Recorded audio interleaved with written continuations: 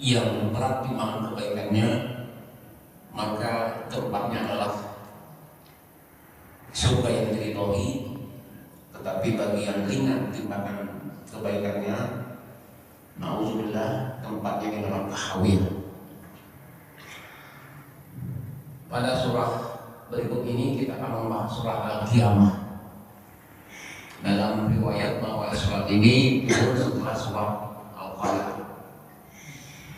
Allah Subhanahu wa taala berfirman, "A'udzubillahi minasyaitonir rajim. Bismillahirrahmanirrahim. La uqsimu biyaumil qiyamah."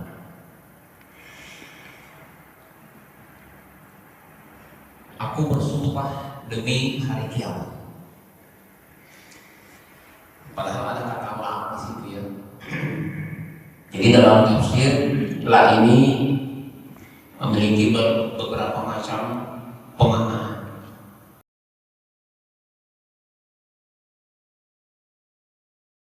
Bismillahirrahmanirrahim. La uqsimu biyaumil qiyamah wa la uqsimu bin nafsil lawwamah. Ayahsabul insanu an lan najma'a 'idhamah. Bala qadirina 'ala an nusawwiya bananah. Bal yuridul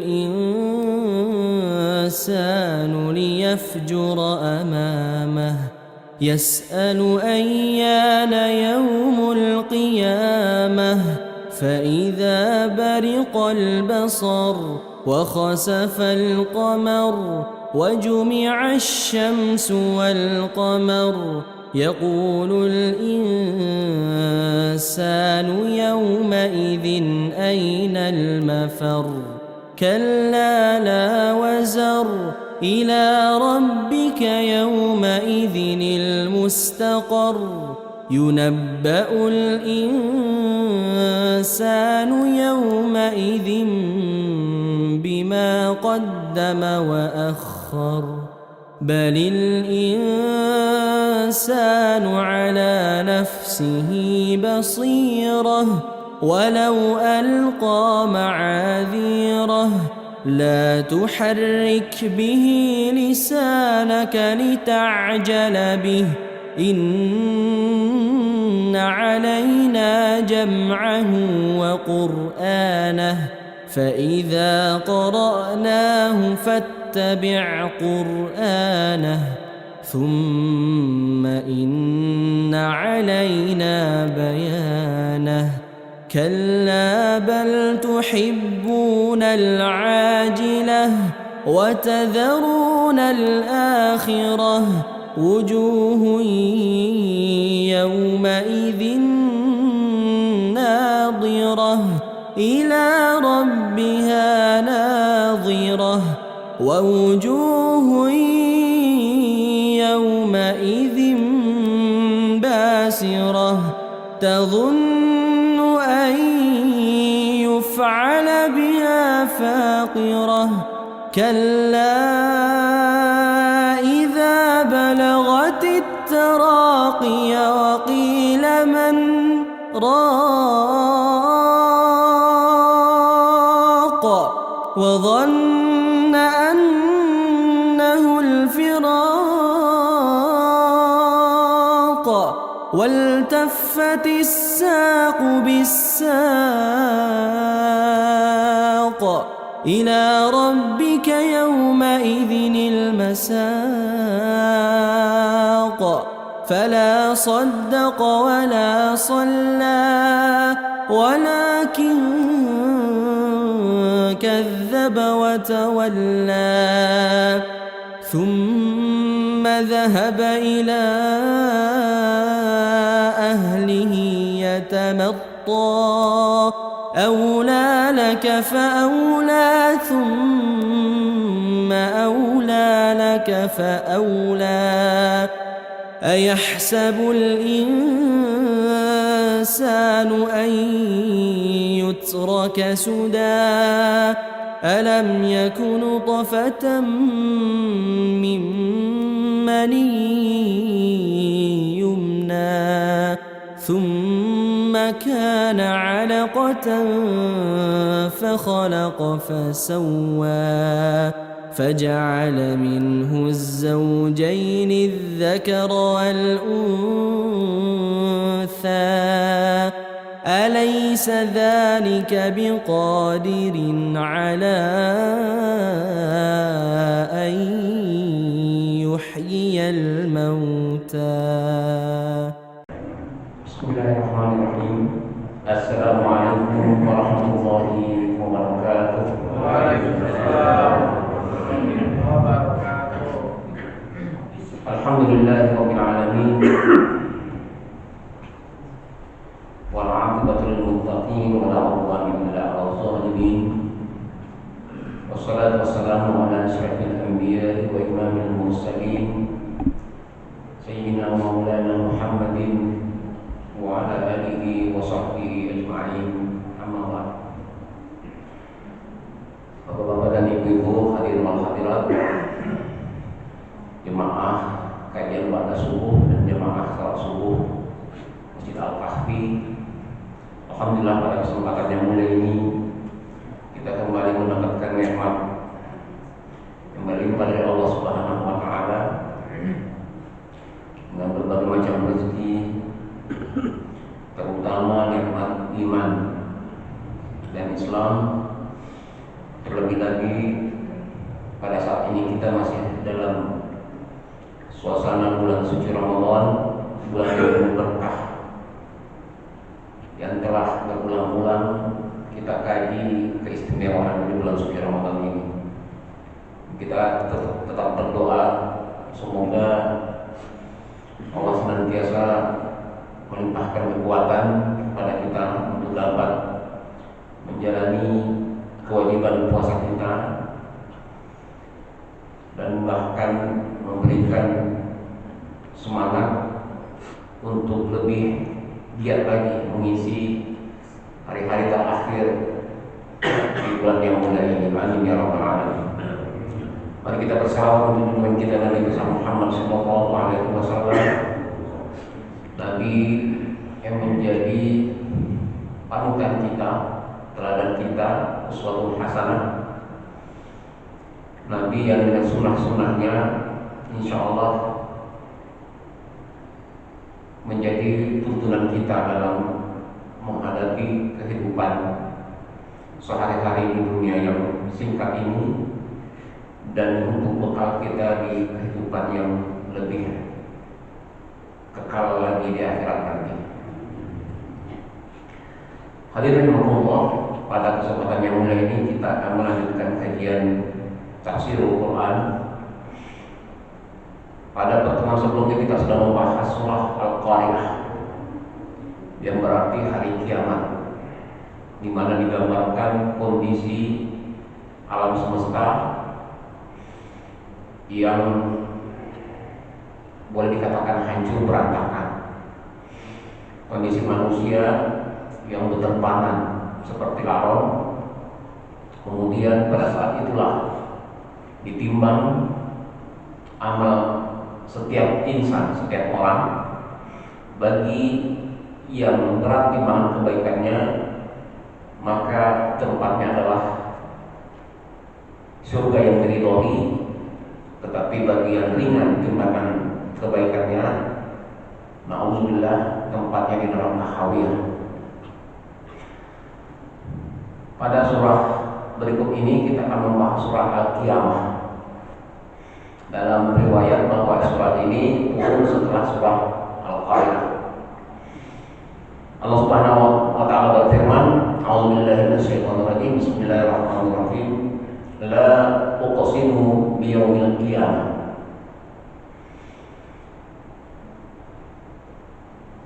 Aku bersumpah demi hari kiamat. Padahal ada kata la di situ ya. Jadi dalam tafsir la ini memiliki beberapa macam pemaknaan.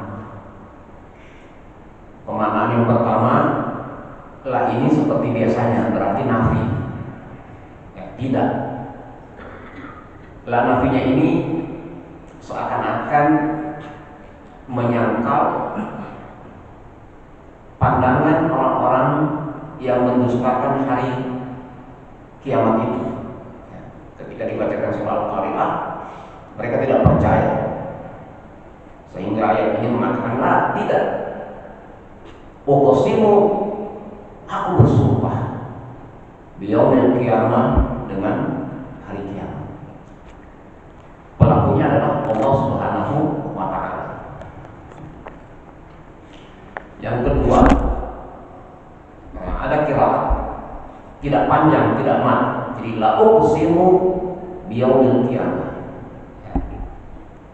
Benar-benar aku bersumpah dengan hari kiamat. Jadi ada qiraat lain yang tidak dibaca panjang tapi dibaca. Kemudian pengertian lain, la-nya di sini adalah ziyadah saja, ya. Jadi tidak bermakna nafi. Ya, makanya dalam terjemahan ini diterjemahkan aku bersumpah demi hari kiamat. Ya, tidak ada makna nafi di situ. Jadi uqsimu berarti bersumpah. Beberapa kali kita membahas ayat-ayat tentang sumpah, di mana para mufassir bersepakat bahwa objek-objek sumpah yang disampaikan oleh Allah Subhanahu wa ta'ala adalah sesuatu yang sangat penting untuk kita perhatikan. Wal-lail, wad-duha, wasyams, dan seterusnya, itu semua adalah objek yang perlu mendapat perhatian khusus bagi kita.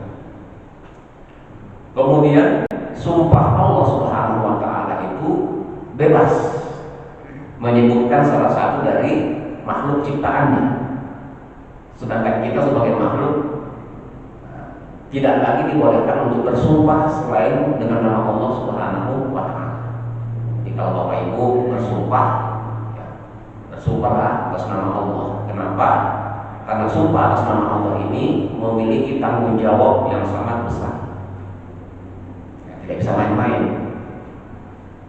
Jadi kalau ada bersumpah demi Gunung Salak, atau demi di sini Gunung Sindur, ya itu tidak dianggap, ya, tidak dianggap.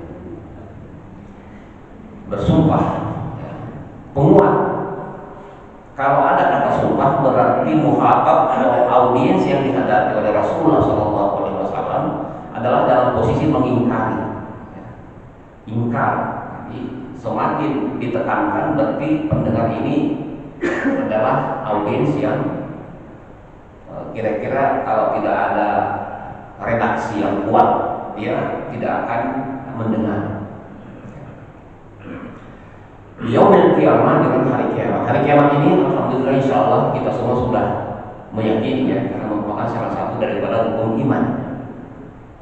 Beriman kepada hari akhir itu adalah hari kiamat.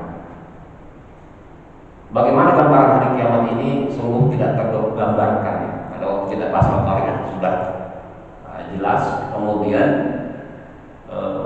dalam riwayat Rasulullah SAW ciri-cirinya juga sudah disampaikan, ya. Ciri-ciri utamanya itu adalah, ya, ketika tadi matahari terbit dari barat, kemudian dari aspek sosial macam-macam juga. Ada yang orang berpakaian tapi seperti tidak berpakaian, itu tanda-tanda hari kiamat juga. Nampaknya semakin hari juga sudah semakin terlihat, ya. Walaupun dalam bulan Ramadan ini agak menurun, karena kita sebutkan setan-setan pada dibelenggu, ya. Jadi ada yang tadi biasanya tidak berpakaiannya ala kadarnya, di TV dan di media ketika Ramadan itu agak ditutup. Nanti setelah Ramadan dibuka lagi, kita menghormati bulan Ramadan. Yang kedua, ayat kedua mengatakan wala uqsimu bin nafsil lawwamah, dan aku bersumpah demi jiwa yang al-lawwamah, yang sangat menyesali. Kita pernah mendengar atau kita mengingat bahwa dalam Al-Quran ada 3 nafsu yang disebut, ya, secara bertingkat. Yang pertama itu nafsu amarah. Ya.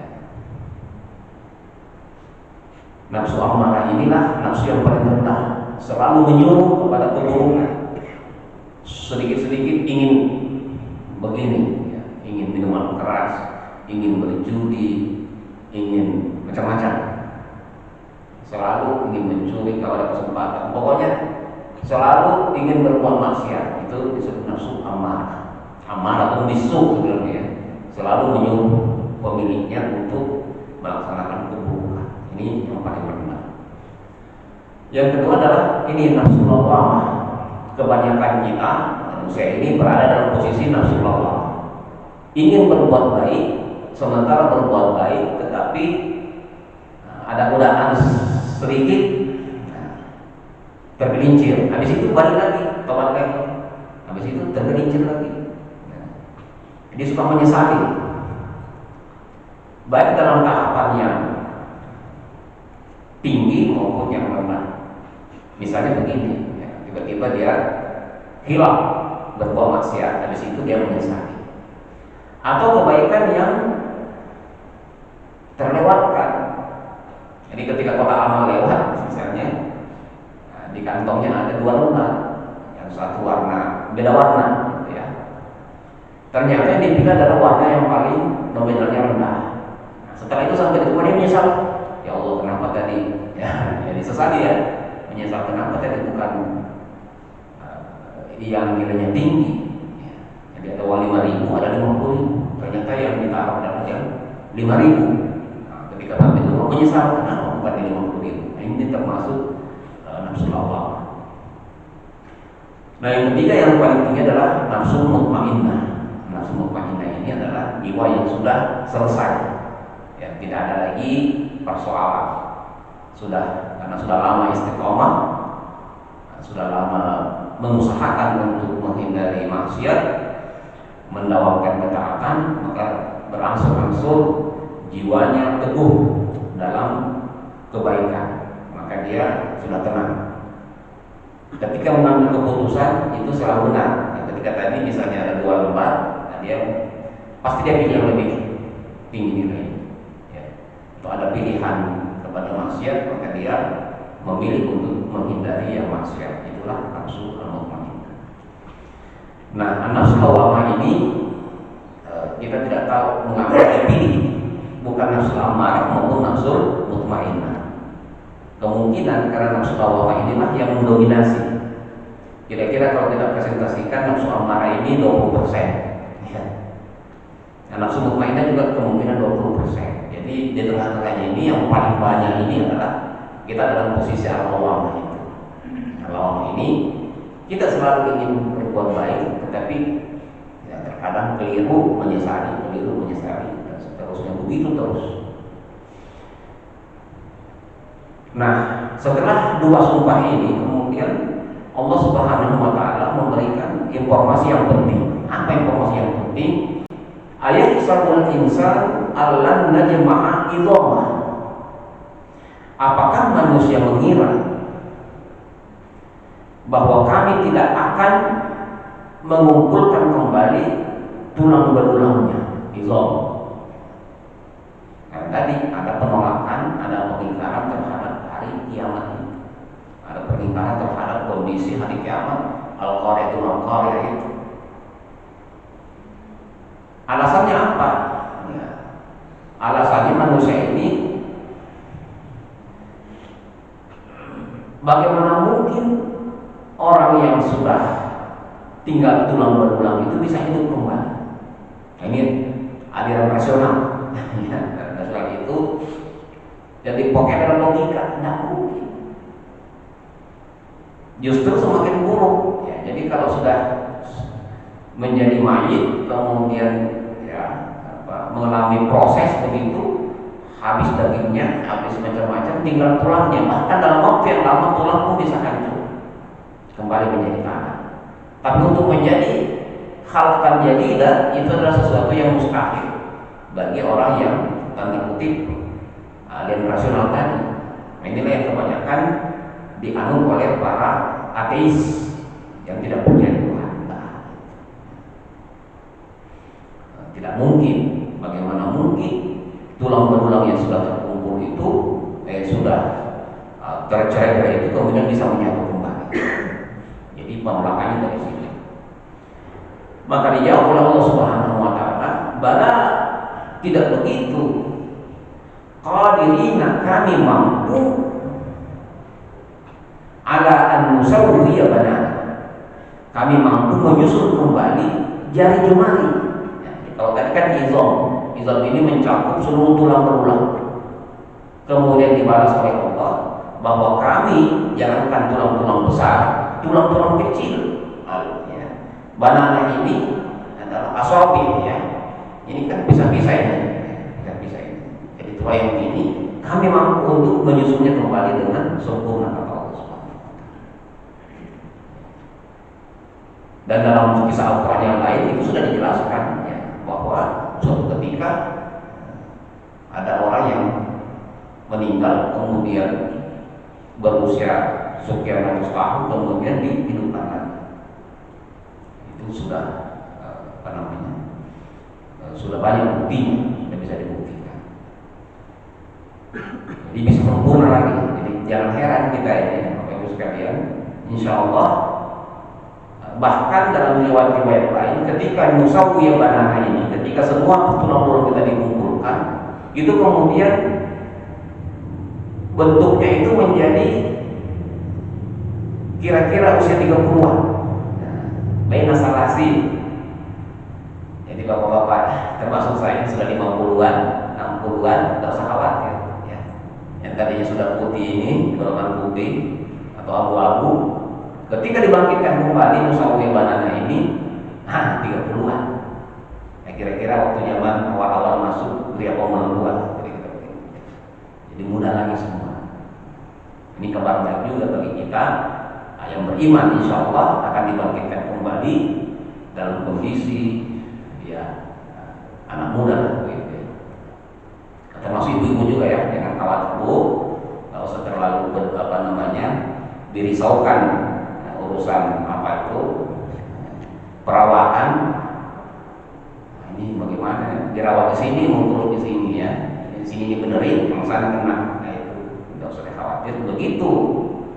Asalkan kita konsisten dalam keimanan kita, ketika dibangkitkan kembali akan pada usia 30-an, lagi apa istilahnya, lagi sedang-sedangnya. Jangan juga ABG, ya. Juga ABG 30-an lah. Baik. Kemudian mereka mengatakan, yas'alu ayyana yaumul qiyamah. Jika demikian, kalau memang kiamat itu ada, mereka mengatakan, kapan hari kiamat itu? Dia bertanya, al-insan itu bertanya, ayyana yaumul qiyamah, kapan hari kiamat itu? Nah, ini jadi persoalan apa namanya? Sebenarnya kalau boleh memilih, ya, apakah kita menghadapi hari kiamat atau tidak, sebaiknya dan pasti kita ingin jangan sampai kita mengalami hari kiamat itu. Yang tadi tanda-tandanya matahari terbit dari barat, munculnya Dajjal. Ada mengatakan sekarang Dajjal juga sudah muncul, ya. Yang suka ngirim-ngirim roket itu, ya, rudal-rudal itu Dajjal semua itu ciri-ciri, ya. Banyak ciri-ciri, tetapi mudah-mudahan belum, ya. Mudah-mudahan kita tidak mendapati hari itu, karena dikabarkan ketika menghadapi Dajjal ini, kita, seorang muslim dikasih pilihan mau tetap beriman atau tidak. Kalau kita mengatakan beriman, langsung dieksekusi. Nah, itu sebaiknya jangan. Tapi dia bertanya, kapan hari kiamat itu? Nah, dijawabnya, fa'idha bariqal basar, ketika mata terbelalak ketakutan. Jadi pada waktu itu entah kapan, namun pada saat itu semua mata itu sudah terbelalak. Kita tidak bisa menggambarkan bagaimana bentuknya matamu, tapi terbelalaknya itu bukan karena kaget biasa, tapi karena ketakutan. Ya. Al-basar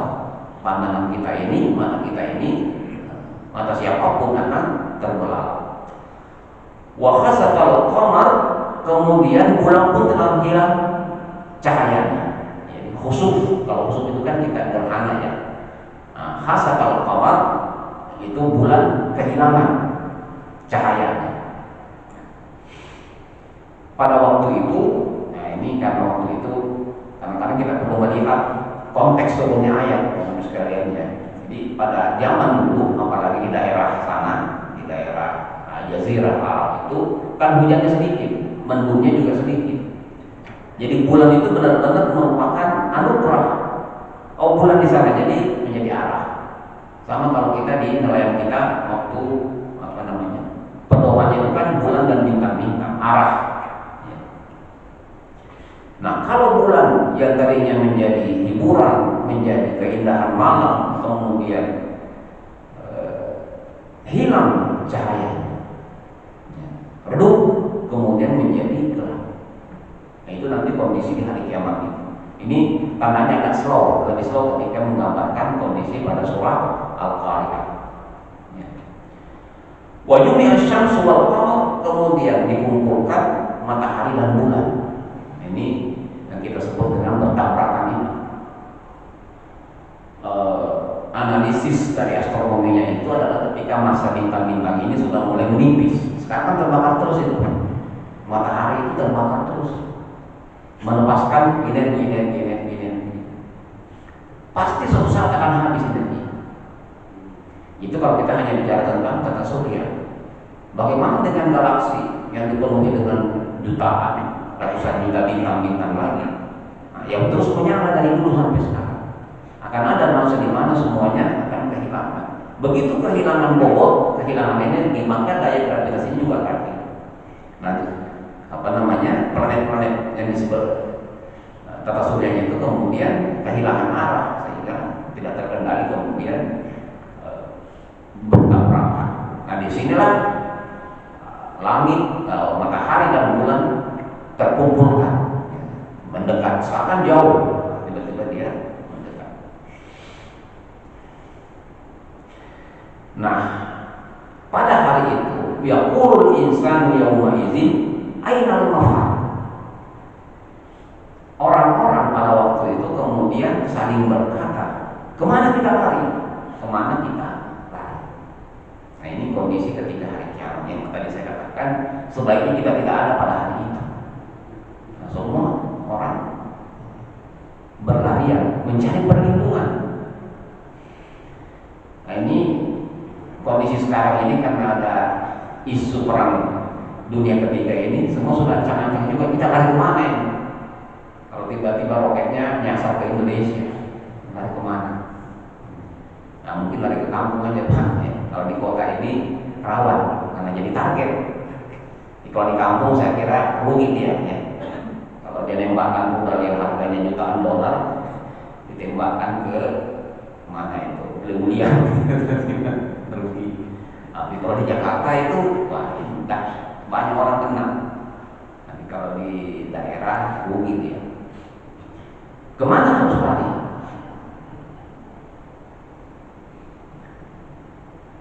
Nah, ini sebenarnya pertanyaan retoris, pertanyaan yang tidak perlu dijawab sebenarnya.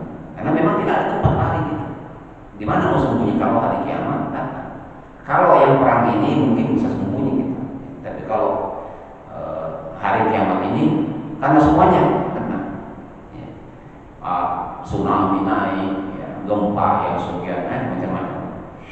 Nah, kira-kira pada waktu kapan itu ada film 2012 ya.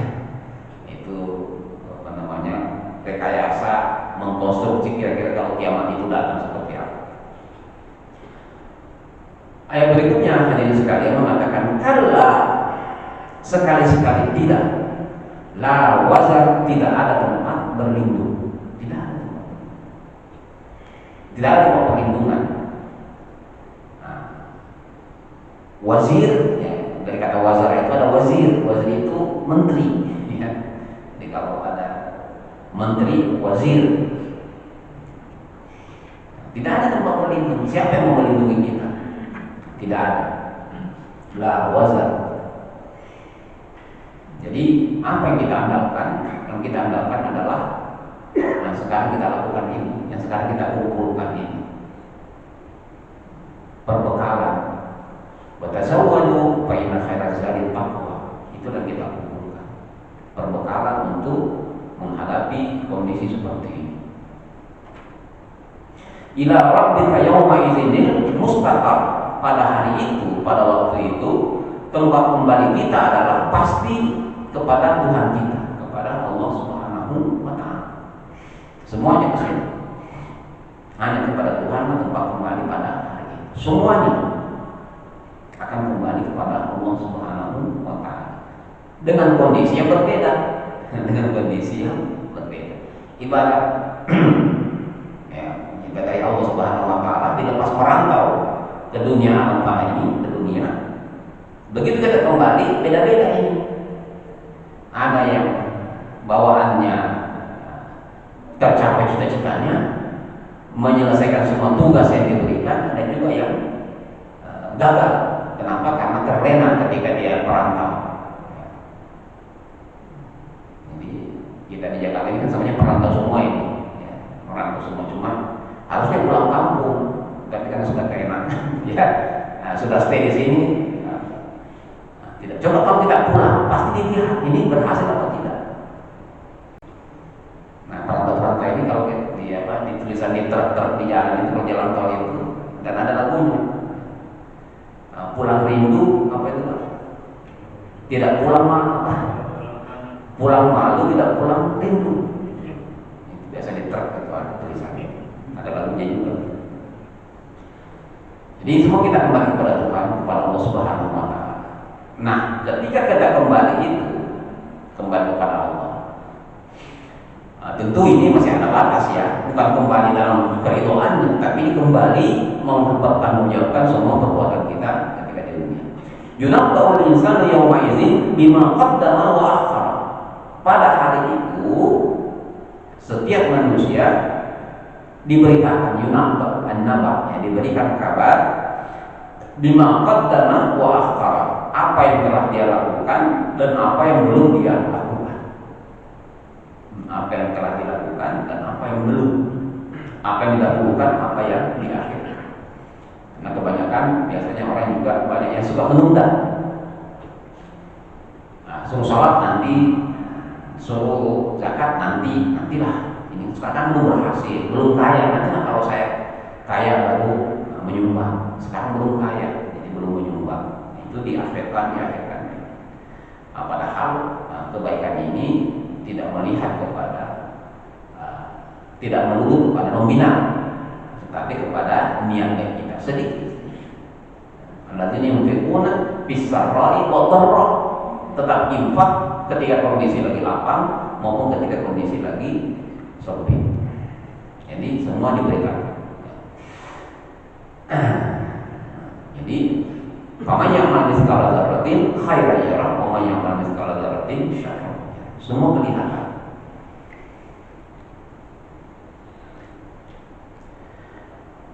Badal insanu ala nafsihi basirah, kata Allah Subhanahu wa taala. Bahkan sesungguhnya al-insanu itu manusia ala nafsihi basirah, itu menjadi saksi atau lebih tahu terhadap kondisi dirinya sendiri.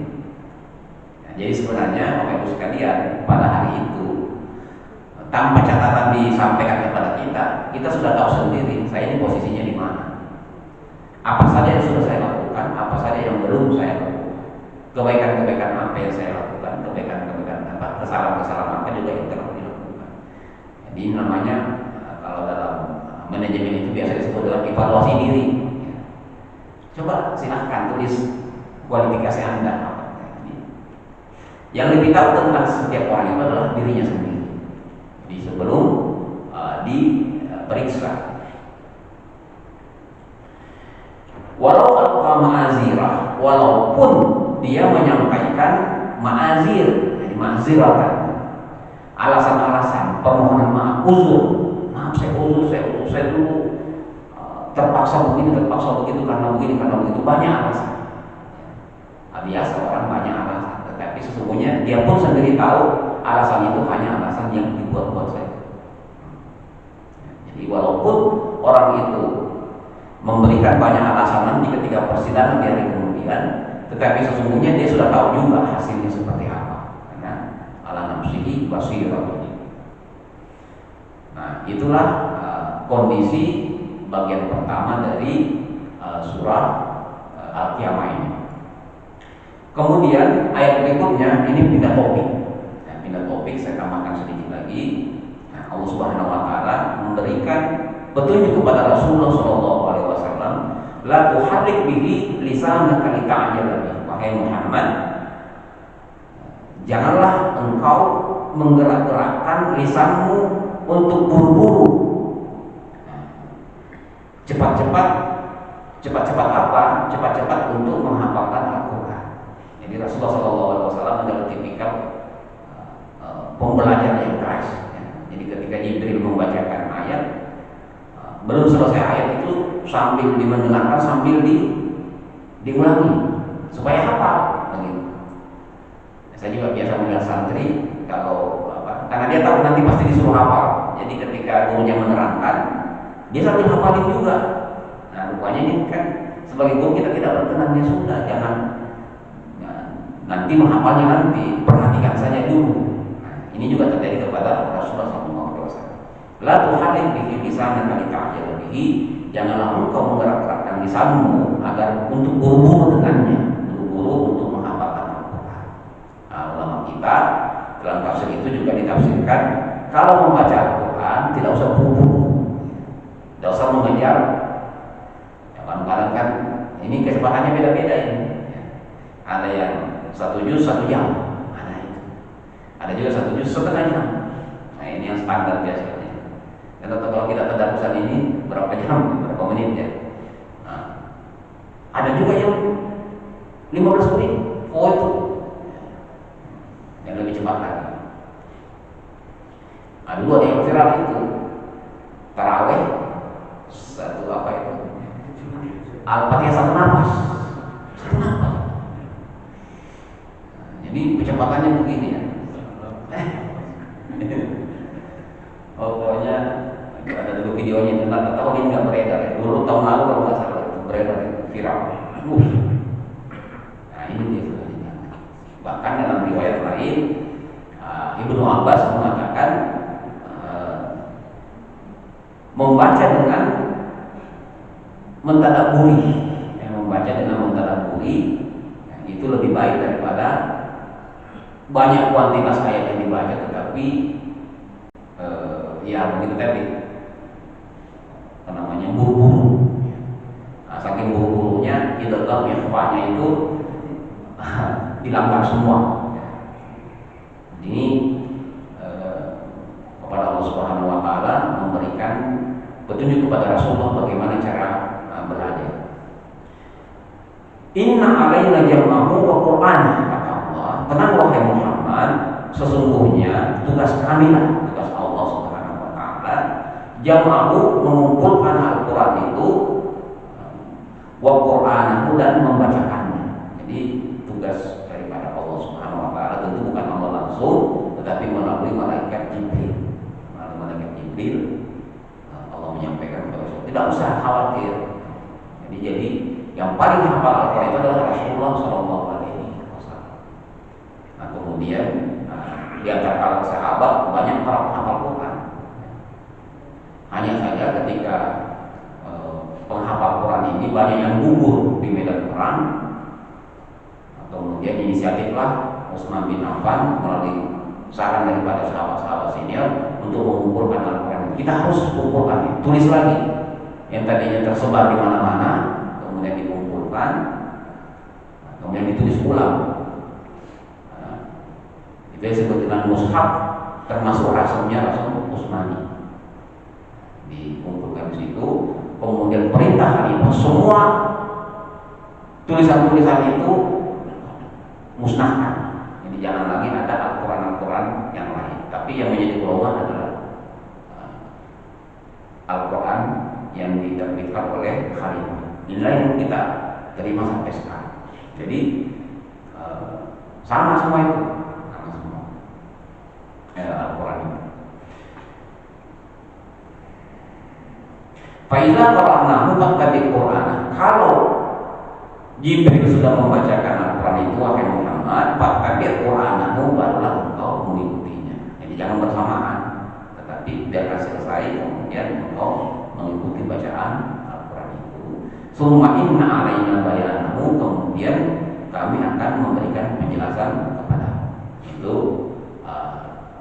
Poin yang kedua dalam surah ini. Poin yang ketiga mengatakan kalla bal tuhibbunal ajilah. Kembali lagi kepada umat manusia. Sekali-sekali tidak, bahkan wahai manusia, tuhibbunal ajilah, kalian lebih menyukai al-ajilah, kehidupan yang segera, yang singkat. Ya. Jadi ada ajilah pakai ain, ada ajilah. Ya. Jadi itu beda ya. Bunyinya hampir mirip, tetapi yang satu buru-buru, yang satu tidak buru-buru. Kalau pakai ain itu maksudnya adalah kehidupan yang buru-buru, al-ajilah. Itulah diartikan sebagai kehidupan dunia. Bagaimana kita bagaimana manusia tidak cinta kepada dunia, Bapak sekalian? Karena dunia ini memang penuh kesenangan. Ya. Ada hiburannya, ya, macam-macam lah.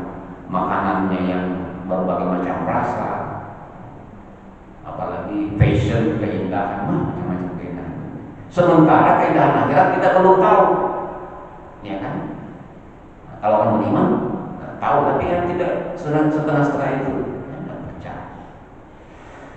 Makanya kita menunggu yang sama, mendingan sekarang aja, sekarang menikmati.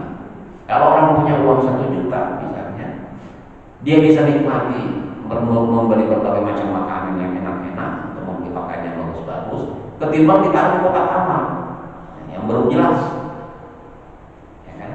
Nah, padahal justru harta kita yang tersisa ini adalah harta yang kita infakkan itu. Wa tazaruna al-akhirah, engkau mementingkan dunia kemudian mengabaikan kehidupan akhirat. Ini abai. Padahal kebalikan, seharusnya akhiratlah yang kita pentingkan. Kenapa? Karena akhirat ini durasinya tidak terbatas. Sehebat-hebatnya seseorang mampu hidup berapa tahun? 60 masih kuat, insya Allah. 70 beberapa udah mulai, 80 sudah semakin berkurang, 90 itu sudah jarang. Jadi 90 tahun itu sudah jarang. Berapapun harta kekayaannya, berapapun fasilitas yang dimiliki itu tidak akan bertahan. Kalaupun ada tidak bisa dinikmati. Kalau dulu waktu zaman mahasiswa mungkin kita semua, wah semua makanan itu nikmat semua, boleh semua. Sekarang sudah pikir-pikir, kalau tongseng, dengan foto ini kami masih bisa ya, insya Allah ya, sesekali tapi ya, kalau hantam setiap hari. Katanya itu Pak, dagingnya nggak apa-apa, kuahnya yang jangan, kuah, macam-macam lagi. Ada juga yang bilang udah yang penting setelah itu minum timun, banyak caranya. Tapi bagaimanapun ya, itu tidak bisa bertahan. Jadi ini ironis ya pertanyaannya itu. Nah, maksudnya janganlah kalian wahai orang beriman mencintai kehidupan dunia, wa tazaruna al-akhirah, kemudian engkau membiarkan kehidupan akhirat. Dibanding lebih baik kita menderita di sini, sederhana di dunia, apa adanya lah, untuk persiapan kita di akhirat.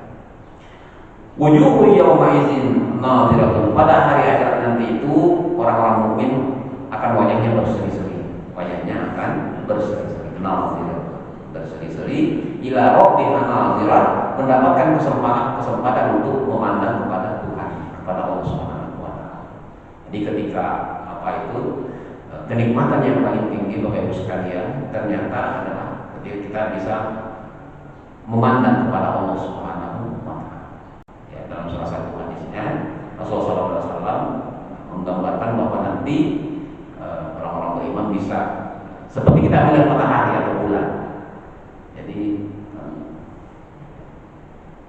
setelah itu kita memandang Allah Subhanahu wa taala. Itu dalam versi golongan yang menganggap bahwa boleh atau bisa melihat Allah Subhanahu wa taala. Tapi ada golongan mazhab lain itu nggak mungkin ya. Tetap kita manusia tidak mungkin bisa melihat Allah Subhanahu wa taala. Itu mazhab teologi ya. Wujuhu yawma idzin wa wujuhu yawma idzin basiratun, selain daripada pihak yang tadi orang mukmin yang berseri-seri, ada juga wajah yang muram. Ada yang muram durjana. Mengapa mereka muram durjana itu? Ya, karena dia sudah mendapatkan firasat tazunnu ayyub ala biha faqirah. Dia sudah yakin atau menduga bahwa malapetaka justru akan datang. Waktu di dunia itu dia sudah mulai menyesali semua perilaku yang ada di dunia. Jadi dua kondisi. Kemudian berikutnya, kalla idza balaghatit taraqi, sekali-sekali tidak apabila nyawa telah sampai di kerongkongan, medisnya trakea ya, taraqi gitu ya, kayak itu dari bahasa Arab itu. Taraqi ketika nafas nyawa sudah sampai di ujung tenggorokan. Wa qila man siapakah, dan dikatakan kepadanya siapa yang dapat menyembuhkan kematian. Tidak ada yang bisa menyembuhkan kematian. Kalau sudah datang waktunya itu tidak bisa disembuhkan lagi. Wa zanna annahu al-firaq, dan itu pun merasa dan yakin bahwa itulah saat-saat perpisahan. Saat-saat perpisahan ini ketika kondisi kita sakaratul maut. Wal taqfati saqu bisa, kedua betis itu sudah merapat ya. Ini apa istilahnya? Ini kondisi ketika orang mau, tentu beda-beda ya, tapi ini adalah penggambaran saja. Ila rabbika yaumaidil masaq, pada hari itu, pada hari kiamat itu kemudian orang-orang atau manusia akan digiring kepada Allah Subhanahu wa taala ya.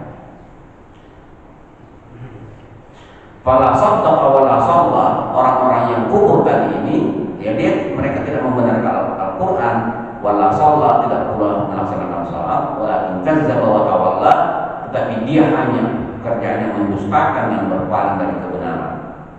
Summa zahaba ila ahlihi yatamatta, kemudian dia pergi kepada keluarganya dengan menyombongkan diri.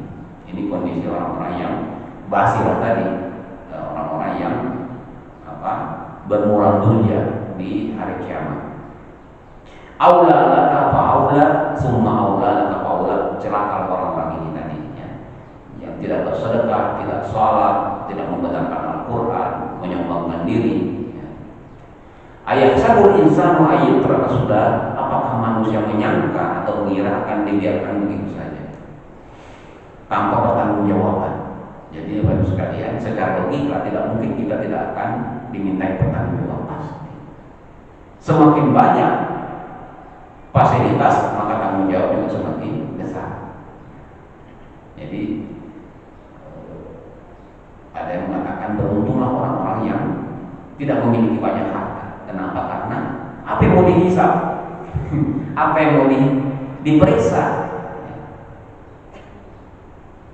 Penghasilan sebulan sekian, pengeluaran bakal lebih banyak daripada pemasukan. Apa yang mau? Tapi kalau pemasukannya sekian juta dolar, pengeluarannya hanya juta rupiah, masih saja dia makan. Nah, itu lebih usul. Jauh lebih sadis daripada pegawai pajak. Nah, kalau pegawai pajak itu kadang-kadang masih bisa cincai ya, tolong deh Pak, diberesin, bisa kan? Ini kalau malaikat bagaimana caranya? Malaikat tidak punya nafsu.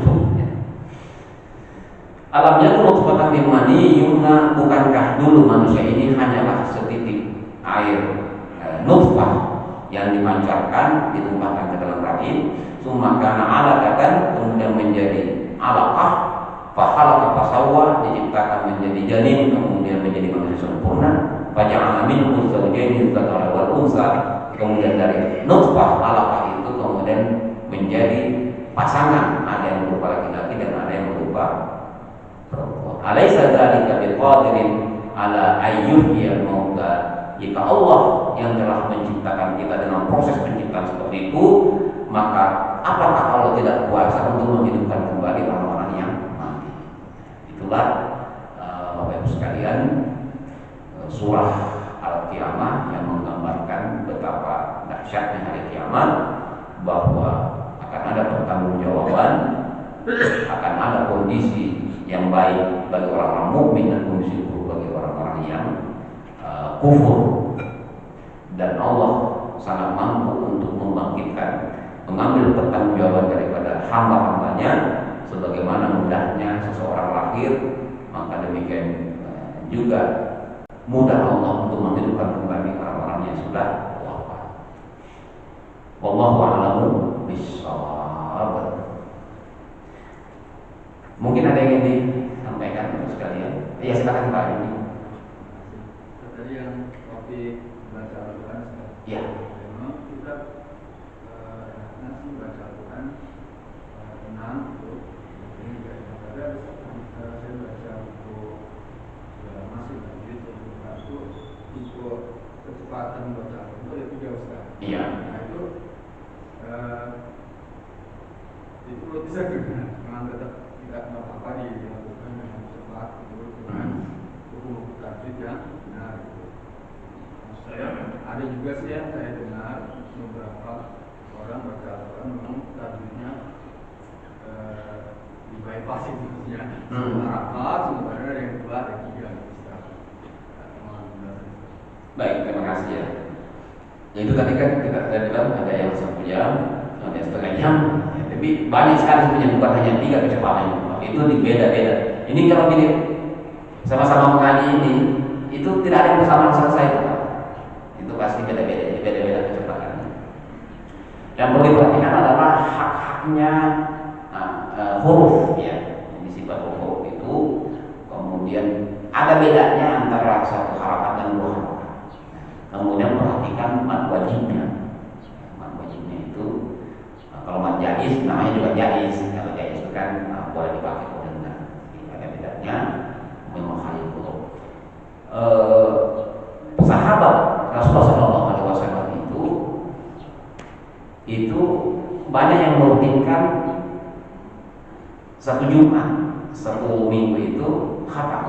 Kalau kita kan secepat-cepatnya itu biasanya 1 bulan, one day one juz. Nah kalau sahabat itu 7, jadi pasti lebih cepat. Nah, sejauh selama kita bisa menjaga itu, ya, apalagi untuk konsumsi pribadi ya, konsumsi pribadi itu maksudnya untuk diri sendiri ya. Karena kita pernah mendapatkan juga kabar dari guru kita, ada yang setiap hari khatam. Kalau setiap hari khatam, anggaplah istirahat berapa ya? Anggaplah dibagi, anggaplah 12 jam, dibagi 30 juz. Jadi ternyata 10 menit. Kadang-kadang perjalanan ya macam-macam Pak. Perjalanan ada guru kita itu dari Bone ke Makassar itu kira-kira 4-5 jam. Itu khatam. Tapi mah habis. Jadi tidak boleh hapus lagi. Nah itu kan kalau habis kan cepat kan. Nah, yang penting di dalam ini perjalanan bacaannya itu pasti beda ya. Dia tahu persis mana panjang mana pendek. Tapi kecepatannya tinggi.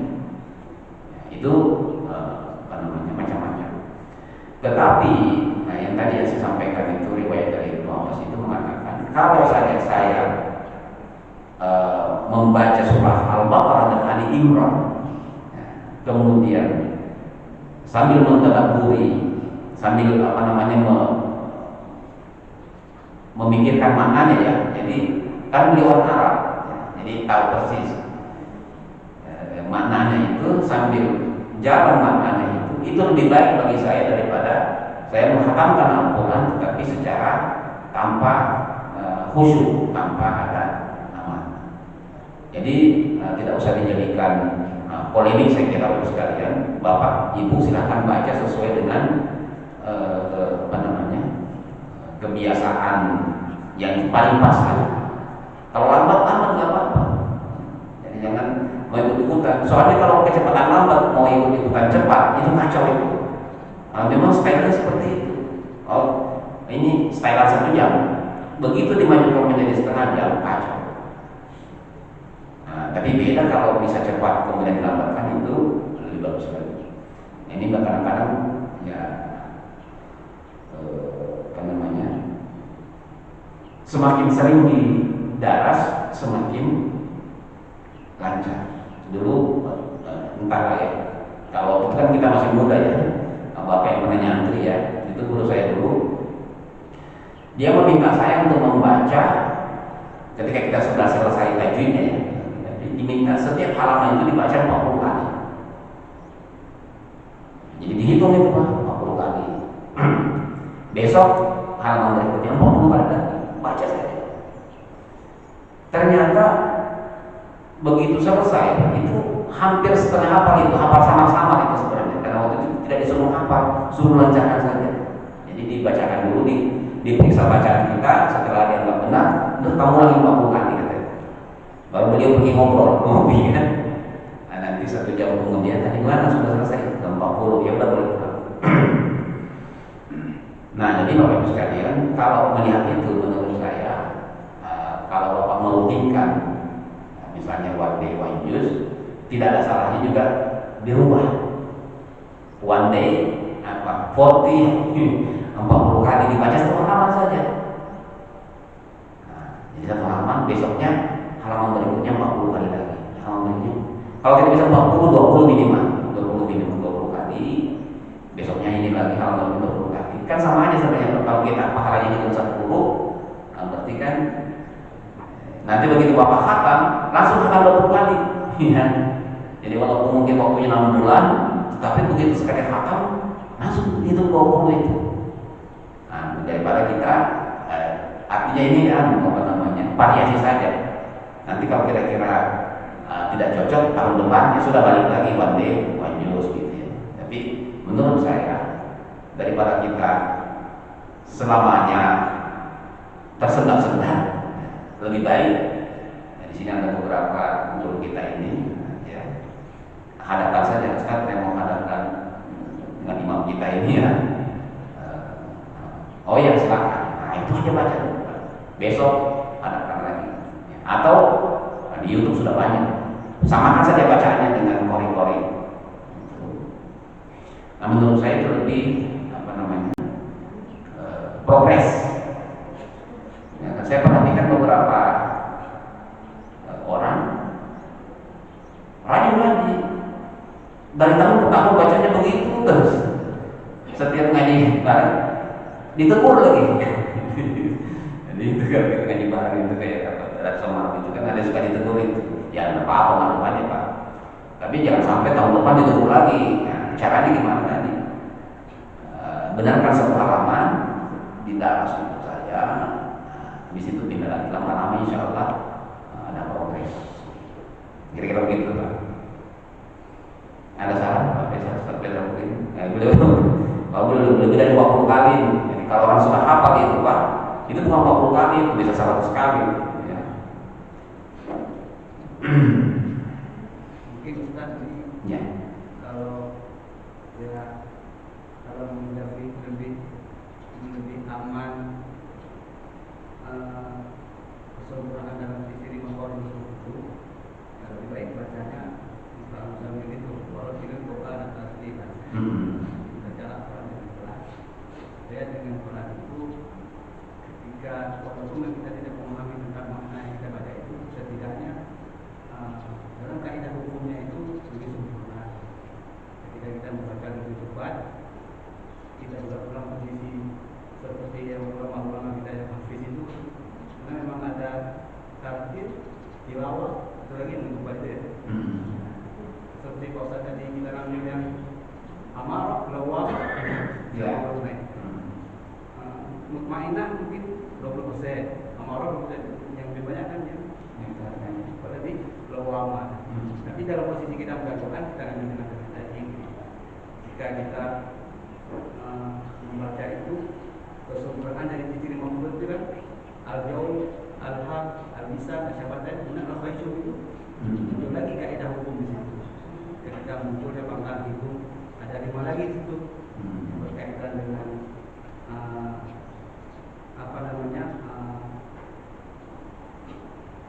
kapasitas matematik berapa, ilmunya berapa, ya itu mungkin apalagi ketika kita posisi yang menjadi pemimpin dalam sholat. Jadi jangan kan kaidah hukum ilmu tadi itu orang yang mengucapkan itu ada 2, ada namanya fardu kifayah. Jadi ketika ada satu kelompok ini harus ada satu yang bisa menggunakan ketika ada kesalahan. Tapi ketika dia personal, kalau sudah jadi imam pasti personal ya. Itu memimpin para saudara kita dibenarkan. Kalau tidak yang menguasai tentang kaidah hukumnya itu ya berat juga gitu kan.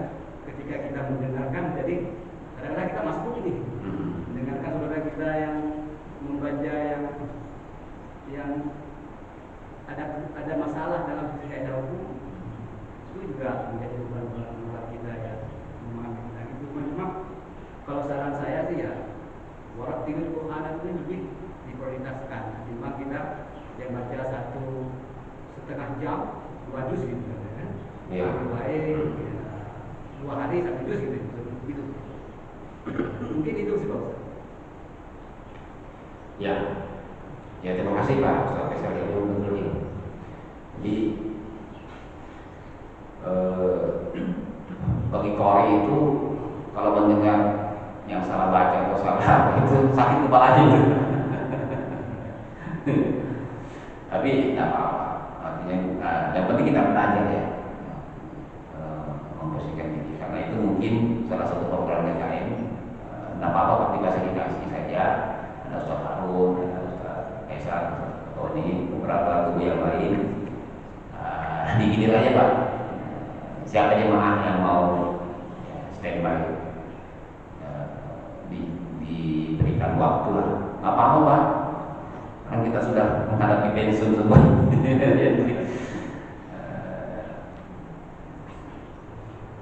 Nah, tapi caranya begitu ya, supaya Pak. Kalau saya ingat dulu ya, dulu saya itu kalau tidak mampu misalnya 1 halaman, 1/2 halaman hadapkan, itu aja ulang-ulang terus sampai di ACC lah oleh Kang Guru. Oke, pindah lagi, hadapkan lagi. Lama-lama itu nanti terbawa. Nanti walaupun tidak diingat semua, dalam perjalanan itu sudah bisa. Terutama tadi menghafal huruf, ya, karena bagaimanapun, apalagi pengurus DKM ya, kadang-kadang harus maju ke depan. Ya, kalau imamnya berhalangan maju ke depan, apalagi waktu jahat. Tapi kalau jangan karena ragu dengan bacaannya, misalnya tidak mau maju, jadi bubar jemaahnya juga harus berani maju. Tidak apa-apa. Mengenai dialek, lahja itu memang dalam ilmu Al-Quran itu ada sedikit kompromi saja, ya, sedikit toleransi, didasarkan pada hadis sahabat itu, yaitu 7 huruf itu. Jadi lahja Quraisy oke, lahja yang lain juga oke. Jadi waktu itu kan bahkan Nabi meminta supaya lebih banyak lagi kepada Jibril dihadapkan bacaan berkaitan dengan cara berbicara suku-suku Arab pada waktu itu. Nah, jadi kalau misalkan ada gaya-gaya Jawa, apa namanya, langgam ya, itu jadi viral gitu. Jadi gaya. Yang penting apa tadi, hak-haknya orang itu dipenuhi, lagunya nggak masalah. Jadi, lagunya bisa beda. Ada lagi Bapak Ibu sekalian? Ini tidak berhubungan, tidak ada hidangan di kepala. Silakan ya. Kalau mau tanya mengenai hak guru tadi ya, ada beberapa grup yang mungkin ya, kata saya bukan alumni dari pesantren. Kalau misalnya saya alif lam gitu kan, gurunya kan halaman gitu ya, oh amin. Nah, kenapa dibacanya amin? Terus dalam terjemahannya pun itu kalau saya cari-cari itu tidak ada terjemahan. Artinya kalau saya baca sih banyak orang yang tahu lah gitu. Itu maksudnya gimana? Ini bisik-bisik sebelahnya aja tadi kan.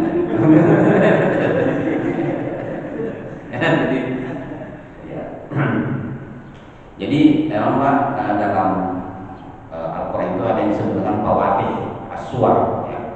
Di pembuka surah, ada ilmunya tersendiri itu, ya. Fawatih surah. Kemudian itu disebut dalam huruf-huruf muqatta'ah. Ini huruf-huruf sebenarnya walaupun tulisannya bersambung, tapi tulisannya dipotong-potong, makanya dieja. Jadi alif, lam. Kalau lam kan panjang itu. Jadi